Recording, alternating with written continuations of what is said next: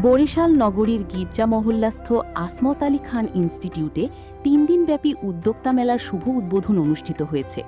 বৃহস্পতিবার ২১ মে আয়োজিত এ মেলায় স্থানীয় উদ্যোক্তাদের অংশগ্রহণে উৎসবমুখর পরিবেশের সৃষ্টি হয়, যা চলমান থাকবে ২৩ মে শনিবার পর্যন্ত। মেলার শুভ উদ্বোধন করেন আসমত আলী খান ইনস্টিটিউটের অধ্যক্ষ এইচ.এম. জসিম উদ্দিন। অনুষ্ঠানে বিশেষ অতিথি হিসেবে উপস্থিত ছিলেন Barishal women chamber of commerce and ইন্ডাস্ট্রির সভাপতি বিলকিস আহমেদ লিলি। উদ্বোধনী অনুষ্ঠান শেষে অতিথিরা বিভিন্ন স্টল পরিদর্শন করেন। মেলার আয়োজন করেন নারী উদ্যোক্তা আঞ্জুমান আরা কেয়া।